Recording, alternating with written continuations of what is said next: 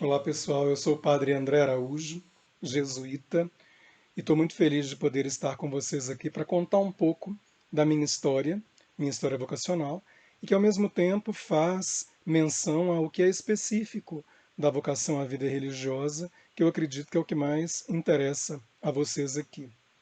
Pois bem, a vida religiosa na Companhia de Jesus, ela sempre me impressionou, porque nós temos uma área de missão bastante grande.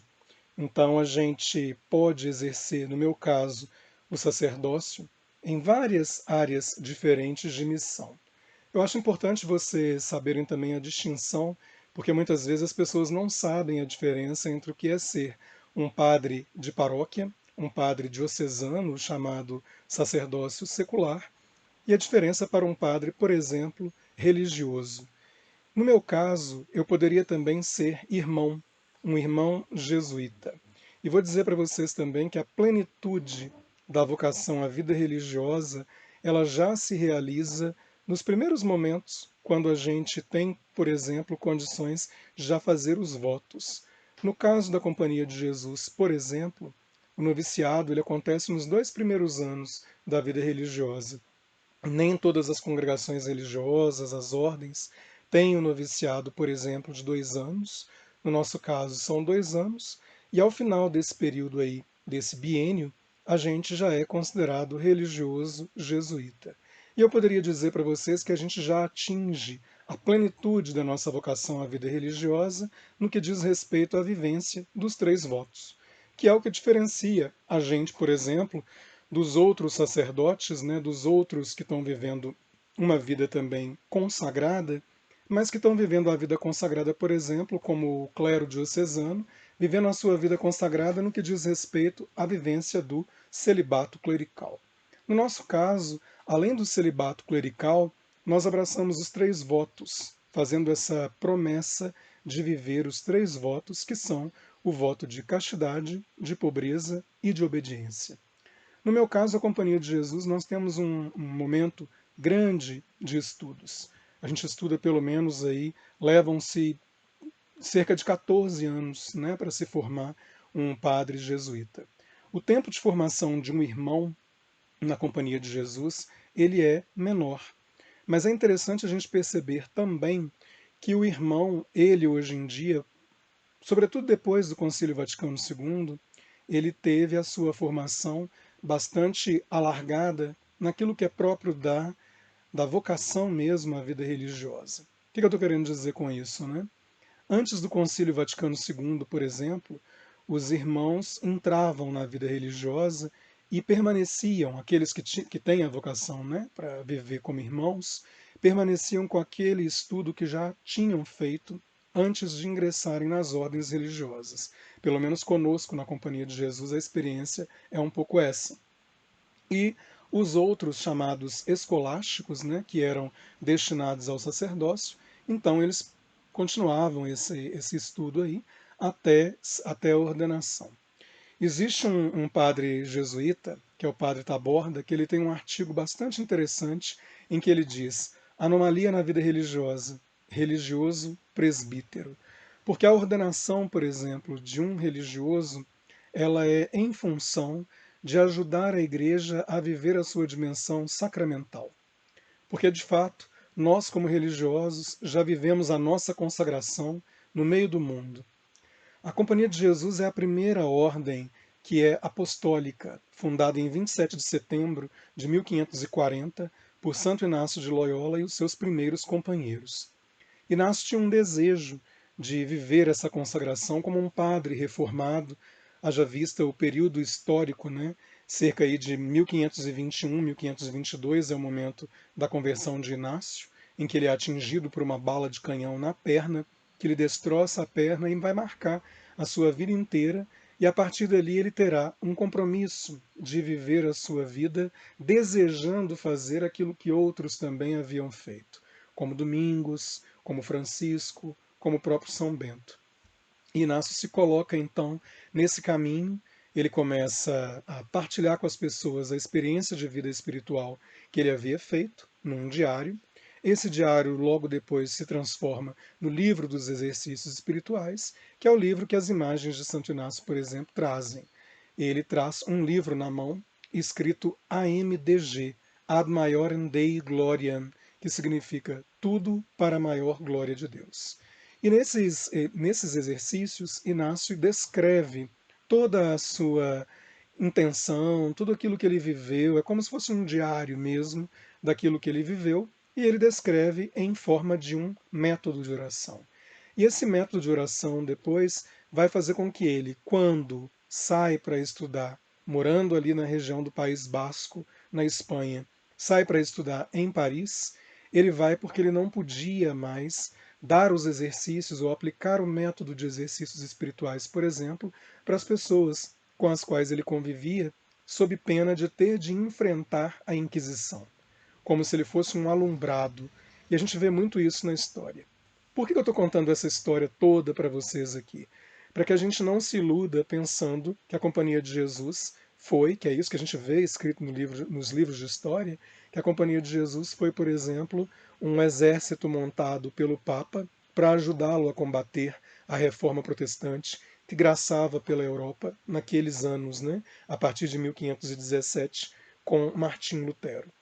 Na verdade, o que Inácio faz é, querendo ir para Jerusalém e tendo estado aí com um grupo formado de colegas que estudavam com ele na universidade em Paris, né, na Sorbonne, em Paris, ele decide então, em 1539, logo depois, 2 anos depois da sua ordenação, encontrar com esses companheiros. Eles se encontram em Veneza e ali eles fazem um grande discernimento que é: nós não podemos atravessar o mar para ir para Jerusalém em função das guerras, então nós vamos nos colocar à disposição do Papa.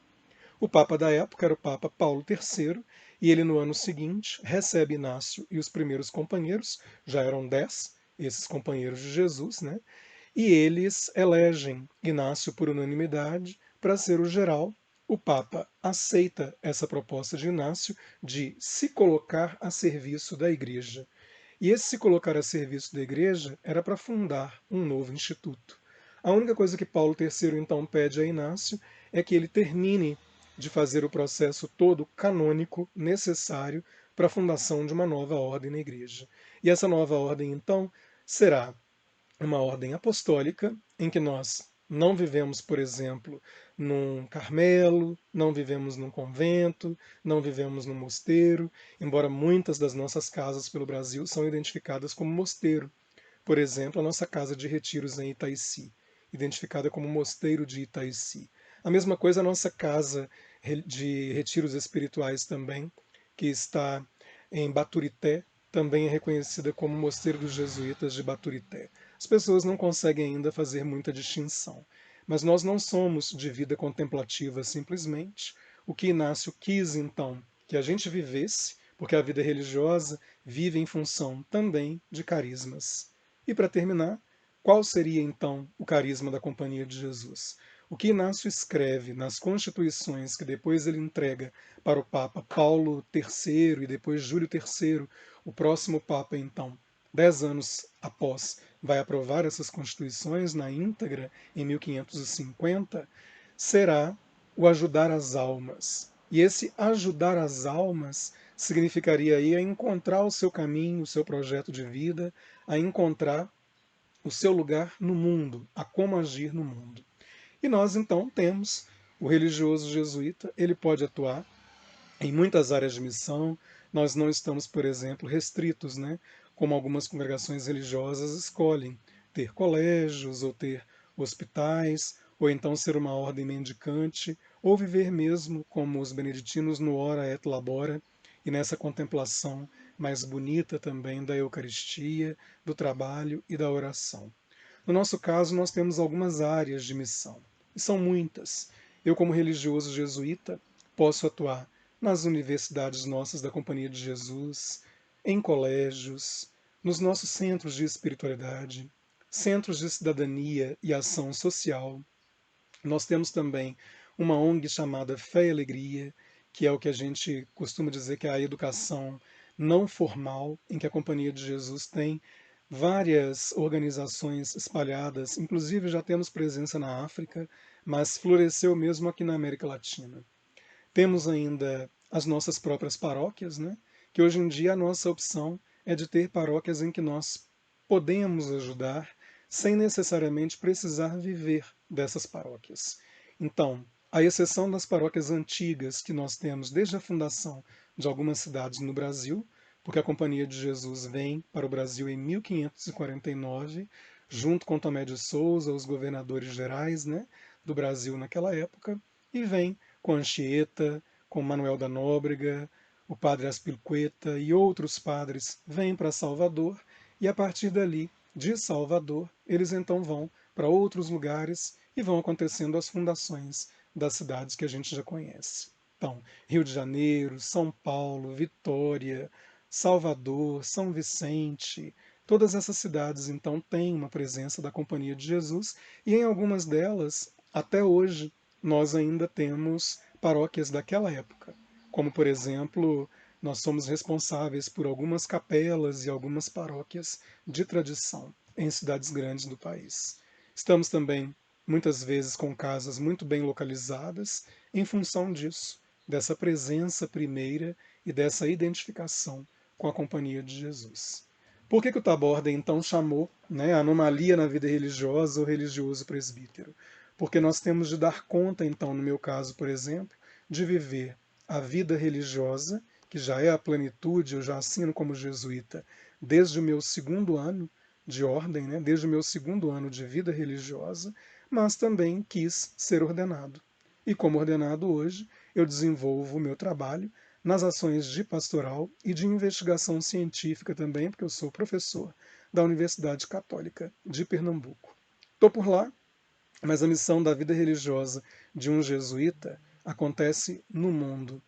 Então a gente diz que quando a gente entra, nós ingressamos na Companhia de Jesus Universal.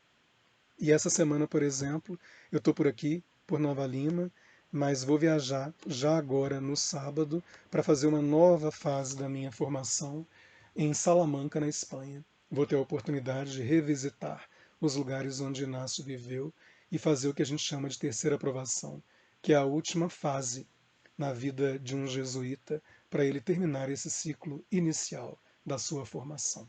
Então, sempre que quiserem, eu estou à disposição. Um grande abraço, fiquem com Deus.